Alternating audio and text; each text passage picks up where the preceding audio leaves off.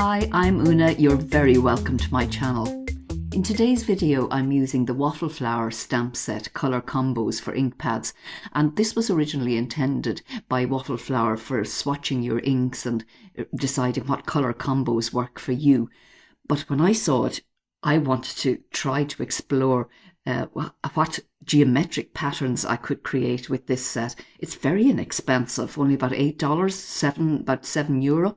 And first of all, I wanted to try these triangles. I also have the combo die set, and I'll be exploring its properties in future videos. The inks I'm using today are Altenew inks, Dark Night, Nimbus, Cloudy Sky and Misty Morning. A beautiful set that coordinates really, really well. It's called Tranquility, and I just love this set. I've used it so many times already. Now, don't worry about the fact that this is speeding away in the background. I'm just showing that I had to experiment a bit before I was ready to begin the card that is the principal focus of this video. I'm using the Gina K builder, wreath builder, and I'll link to a video up in the top right hand corner that will show how to use that wreath builder. I'm not focusing on that today.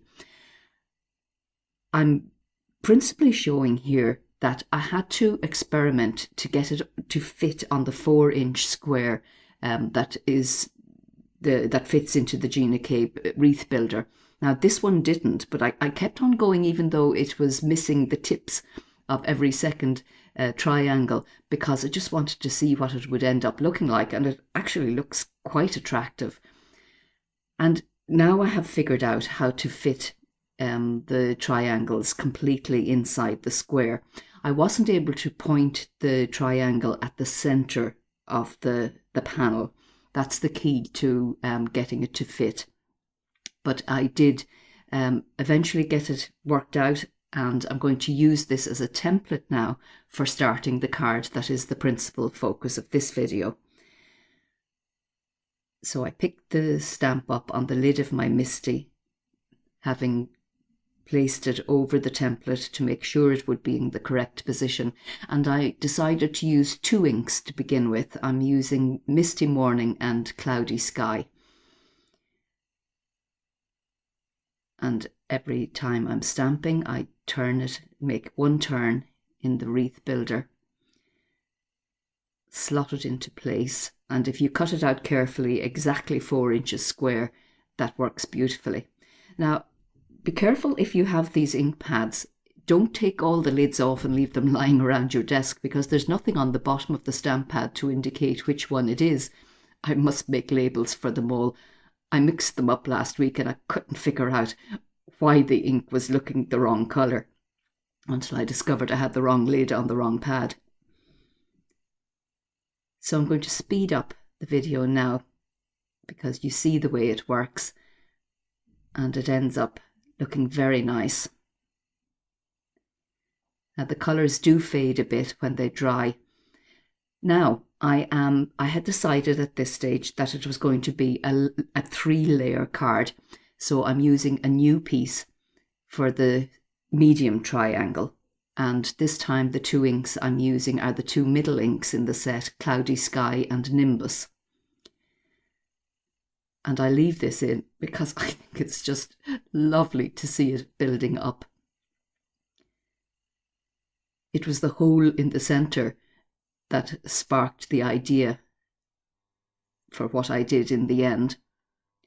And here I'm showing that it's really easy to see where to place the triangles. You just look through the stamp, it's really easy to work it out.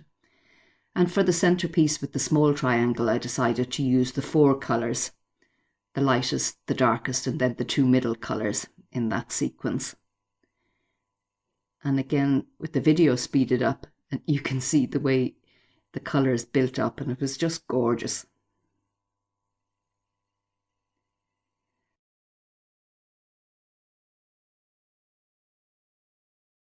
So now I have my 3 pieces ready.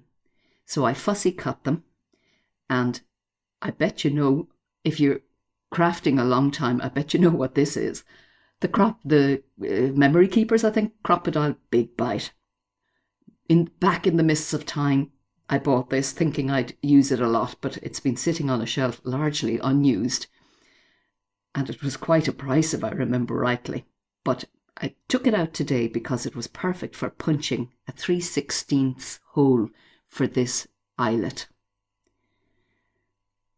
And the eyelet is a nice blue-grey that I found in my stash, and it has sale price written on it in Dutch, €1. So I reckon I bought it in the Netherlands. So I won't be able to tell you where I bought that. And so I use the crocodile to place the eyelet, and I think that's looking really good. I put foam tape on the back of the piece, just inexpensive foam tape that I buy in my local hobby store. I never invested in one of those big rolls. Now, I played around with the sentiments. I wrote the word sending myself with that embossing pen because I didn't like the stamped version. I fussed around so much with this. I'll try that again, I think. I didn't like it for this project. I just wasn't happy with it. What I did use in the end was this perfectly penned set from Concord and 9th.